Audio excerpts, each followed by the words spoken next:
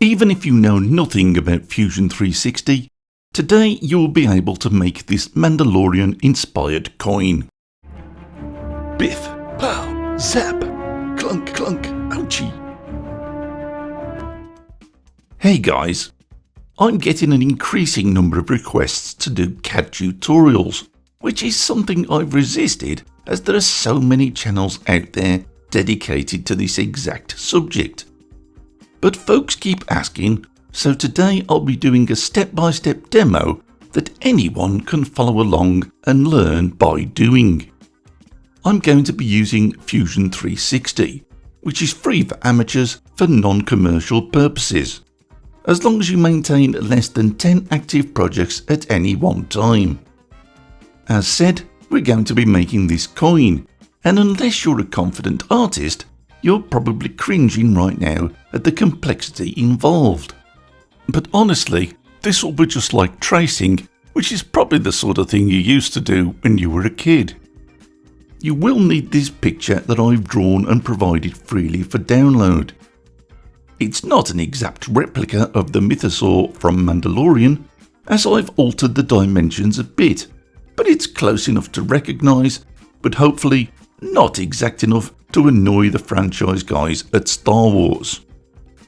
So the very first thing we need to do with Fusion 360 is to save the document.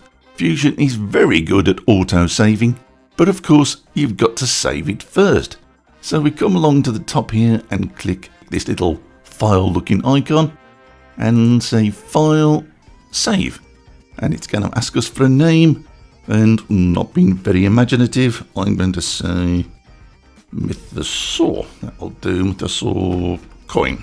Mythosaur coin, and it's going to save it into my first project, which is fine. So I'll click Save. Now coming up to the top, we see that it's saying version 0. But as we go, in fact there we go, it's changed to version 1, proving that Fusion is auto-saving as we go. And that's pretty useful as it can crash a fair old bit. So we want those auto-saves. The next thing we want to do is pulling that picture that I've provided for you. And that will become a canvas that we're going to draw on top of. So if you come up to Insert at the top here, click that and it says Insert Canvas, which is great.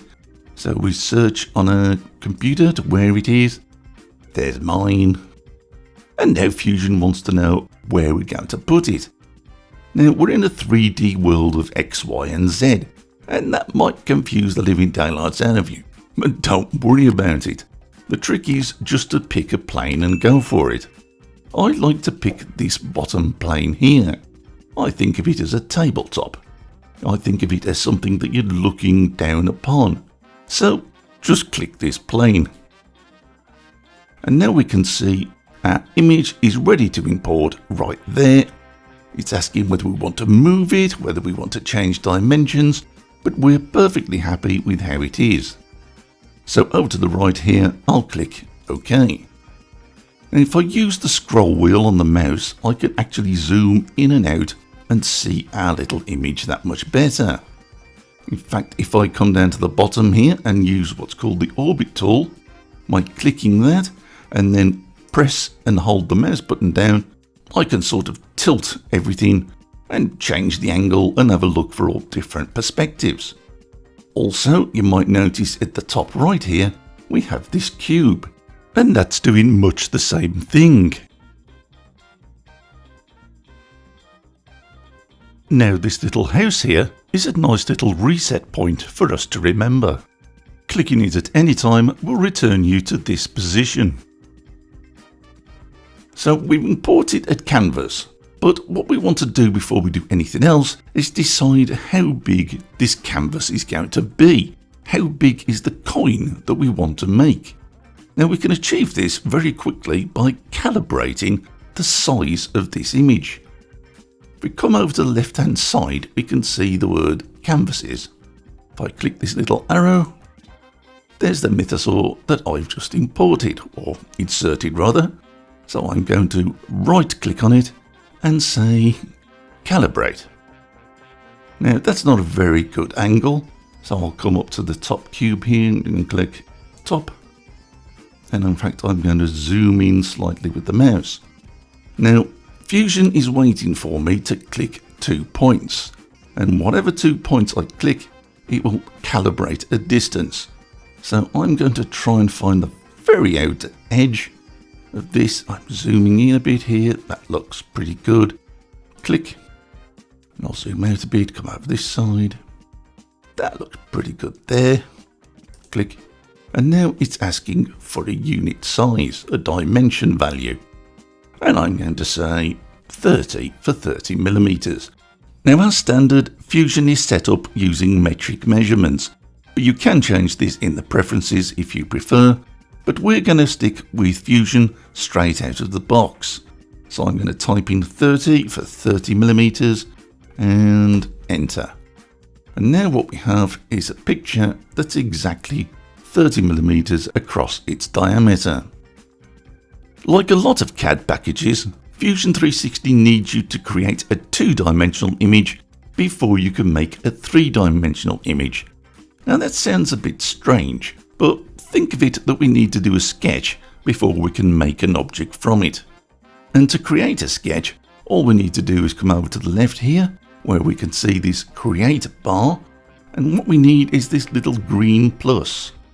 If I hover over that, you'll see it says create a sketch, so I'm going to click it. And again, Fusion is asking what plane we want to draw upon, where we want to draw our sketch. Now, because we're already in top view from this cube, it doesn't look as though there's many planes to choose from. If I click this little house, there's our 3 planes again. But actually, we just want this bottom plane here, this nice flat tabletop. So I'm going to click that. And now we're actually ready to sketch. We're in the sketch environment. Doesn't look much different, and it really isn't. But all we've got to do now is start drawing. And Fusion has a lot of very useful drawing tools. And most of them we're going to completely ignore today. They're all over here, they're all very clever, and we're not going to bother with them. We're going to do something much more simple. We're going to come up to this top menu here, to this spline tool. And it's a very common tool, which is why it's at the top. So I'm just going to click it once. What this will allow me to do is trace around the outline of this funky skull here. And I did say funky before anybody writes in. So what I'm going to do is I'm going to zoom in, like so, and I'm going to pick a point to start. It doesn't really matter where we start, but I'm just going to pick a point, I don't know, say there. And the moment I click, just once with the mouse, Fusion wants to get started, and it won't stop until I click another point. So I'm just going to come down here to where it sort of starts to change direction, and I'm going to click, and I'm going to keep going along. And I'm not worrying too much about this line at the moment. I'm worrying more about the changes of direction. So I come here, and I'm going to click there. I can see it's going in a bit, so I'm going to click there. It's coming out a bit, in a bit. You get the idea? We just sort of, and again, I'm zooming in and out, and I can also move the whole image around by just holding down the scroll wheel. Again, I'm just going to keep following this shape around. Now, that line might not stay very close to what we actually want, but don't worry about it. Just go with the flow. And don't be tempted to do too many points. You can be mad and start doing this sort of thing. And actually, that will make it worse, believe me. And what I'm doing now is I'm just clicking Ctrl and Z to undo those few points. And I'm just going to go ahead here like this. Now here we have a sudden change of direction. We're going sort of from a bend to a straight edge. And that can be tricky. So the best thing to do is to end the spline at that point. So I'm just going to double click, and things are looking very confusing all over the screen with these green lines, but ignore it. Instead, come back over the point that you just finished on and just click once. Click.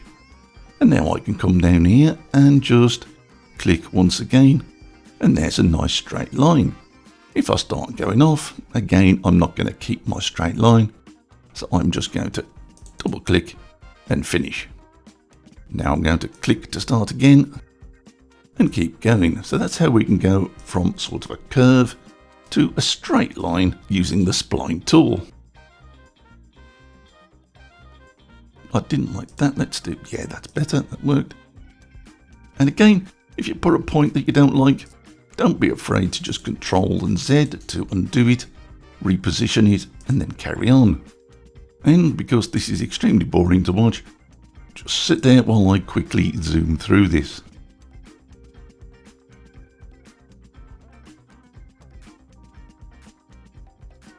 Now at this point, I'm actually going to make a deliberate mistake. I'm going to come down here, double click to finish, and when I start, I'm going to accidentally on purpose miss that point. And that will become relevant in a moment.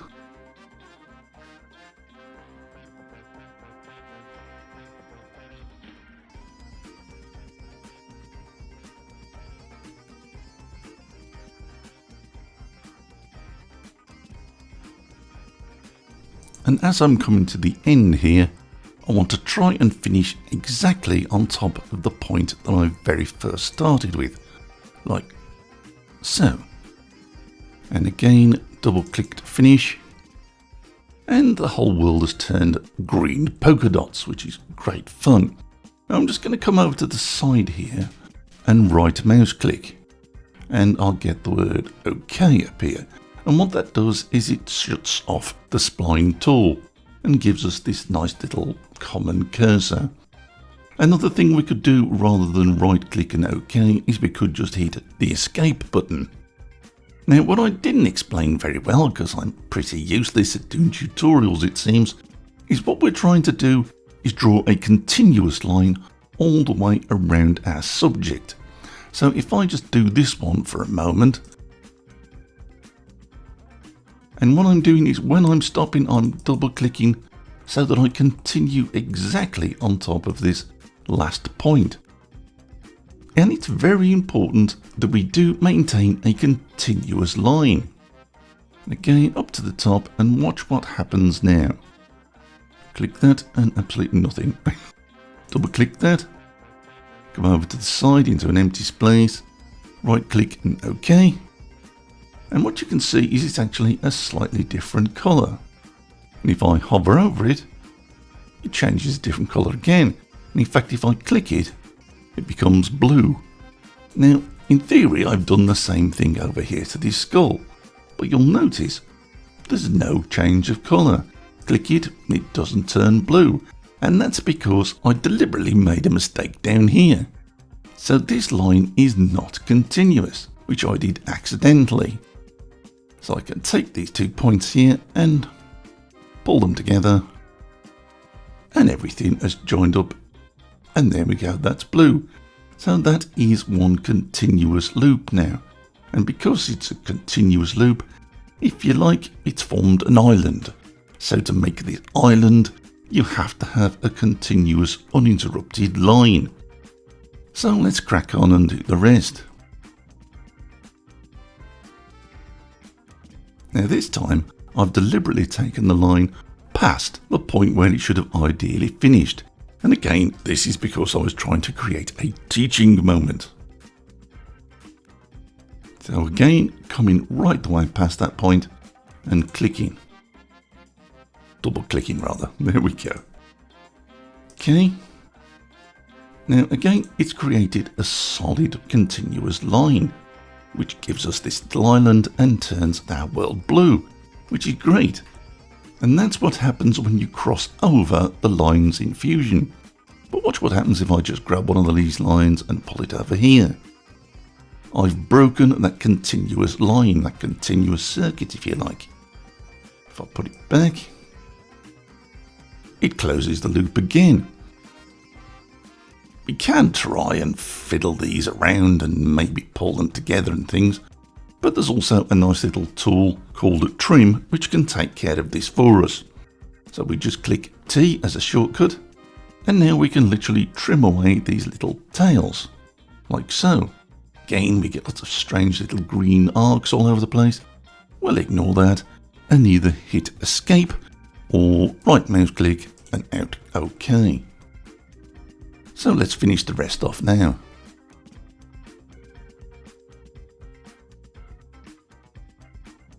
Now you may be thinking I've done a shocking job of following this outline, and in truth I wasn't worrying about it, and I urge you not to as well. The spline tool is very good, and it works best if you don't worry about it too much as you're going. Instead, worry more about laying out that line, and then we can actually come back and adjust things. Now if I come up here, that's not too bad, but if I grab this little point just by holding down the left mouse button, I can actually, or should be able to, drag it along. There we go. I can take it up, I can take it down, I can take it sideways, and just through doing that, I get to change that contour just that little bit. I'm just fine tuning. And you can do this as much or as little as you want, because really, it doesn't matter. We're dealing with, tenths of a millimetre here. But again, you get the chance to be as pedantic as you like about this. It's just a matter of moving these various points around and getting as close as we can, or as close as we want, to the correct shape. Now, rather than move these points around, another thing we can do is just click on them once, and then we get these little green handles. Now you can click on either one of those and move it around, and you can see what it's doing to the line behind it. And this can be pretty useful at times, but it can also send your world absolutely mad. But you do whatever you prefer. Fusion is full of options. So now I'm just going to check that everything worked, and we can click on all our little islands. I don't think islands is the correct term, by the way, I've just made it up, but it seems to work. Now lastly, we're going to do the circles for the coin itself, with this outer one being a sort of bezel. And again, Fusion has got many useful tools, and one of them is a center point circle, and because it's so common, it's up here on the main toolbar. So I'll just click that once, and now I'm going to zoom all the way in. And can you see this center point here? You'll find it smack in the middle of the world, smack in the middle of our canvas, and as we hover over it, we can see that it actually wants to snap to it. So I'm going to click that once, and now as I come out, I'm going to reach my outer circle there. That looks pretty good about there, and click. So I'm now going to do the same thing again. Smack in the middle of the circle, smack in the middle of our world there. Click. And this time, because I know we want a 30mm coin, I'm going to type in a value. So at any point I can just let go of my mouse and type 30 and return. And now we have a 30mm diameter circle. And that's our sketch finished. Now we can take this sketch and extrude it into a 3-dimensional coin. So we just go up to the top and click Finish Sketch. And not a lot changes other than the grid lines in the background have gone. I'm going to go up and click our little home button at the top to give us a nice isometric view, or whatever I want to call it. And you can see everything sort of lying down on our tabletop. Now to take a 2-dimensional sketch and pull it into a 3-dimensional shape, we need to use the extrude function. And the shortcut for that is E. So I click E on my keyboard. So I'm going to come to this first outer circle here, and I'm just going to click it, and it turns blue, showing up over here in this extrude panel that I've selected one profile, which is this shape here. That's our profile. If I click it, it'll disappear. Click it again, and it will come back. Now I'm going to extrude this, and I've got to decide how thick I want our coin to be. And I think 2mm sounds pretty good. So I'm going to click 2. And you'll see straight away Fusion is sort of giving us a preview of what this will look like. And if we look over here at the extrude panel, we can see that we have selected the one profile, which we know, The start point is that profile, that's okay. We're travelling in one direction, which again is good. We're pulling out to the extent of a distance, which is a known value of 2 millimeters, and the operation is creating a new body. Now, every time we make something physical, we make a three-dimensional shape. Fusion calls this a body. So creating a new body is exactly what we want. And when you look at my body, trust me, I need a new body. So I'm going to click OK. And there we go, we sort of have ourselves a nice little ring shape. If I use our orbit tool at the bottom, I can move around and see that it's been created, and that looks pretty good. Happy enough with that. I can click escape to get out of the orbit tool, come back up to the top, click the little house button, back to our view. And of course, as a coin, that's pretty rubbish, so we need to select a few more things. But hang on a moment. The sketch that we had when we first arrived has now disappeared. And that's classic Fusion 360. The first time you extrude anything, the sketch disappears, because Autodesk want to make life hard on us, it seems. But not to worry, if we come over to the side here where it says sketches, click this little arrow, we can see that the sketch that we did, which it called sketch 1, this little icon here is turned off. But if I click it again, it's come back. I'm going to click here now, this inner circle around the skull, click it once, and you'll see that it turns blue. And I'm going to choose E for extrude, and this time I'm going to give it a value of, say, 1.5, why not, 1.5, that sounds good. And again, looking over at the extrude panel here, we've chosen our profile, we've chosen our start plane, we're going in one direction only, which is fine, and if we come down a little further, we're extruding 1.5, which is fine. But look at this, the operation is saying join, and that's correct, because we've already created an outer body, we created that ring. But we don't want to create separate things, we want one solid piece. So the part we're about to extrude needs to join onto the part that we've already created. So join is correct. So we're going to say OK. Again, using the orbit tool, we can sort of pan around and see that that's there. Doesn't look brilliantly clear yet, but trust me, it's there. So I'm going to hit the escape button. And now I'm going to extrude these pieces here. And this angle isn't brilliant, it's not bad. But I'm going to choose to view from above by clicking the top button over here. That's better, I've got more of a view. So I'm going to click extrude once again. And this time I'm going to select every part of our skull, including the horns. So click, click, click, click, and click. And what this shows you is that you can extrude more than one part at once. So now I'm going to choose a value of 2. And we click OK.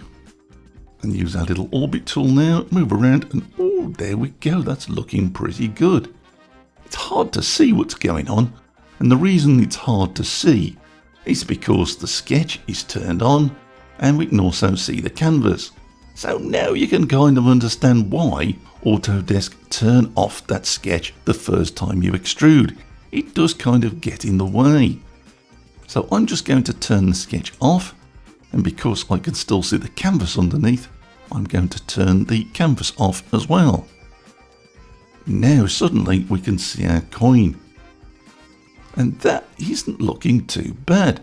For something that seems so difficult to create, you've got to admit that's pretty easy. Now a lot of you guys are going to be saying, that's not a coin, it's a token. A coin has an image on both sides. But we can soon turn this into a coin. If I come back and turn on our sketch, and now I rotate using the orbit tool, spin our little world around, and come at things from the rear, something that we've probably all tried at some point. Go to right mouse click and OK, or press escape. And we can, if we hover over our image, we can see that that sketch is still there. It's actually on the very bottom of the coin. And that's useful for us. So I'm going to click extrude. And this time I'm going to select everything except this area here. And that looks like everything's selected. Yep, I think we are.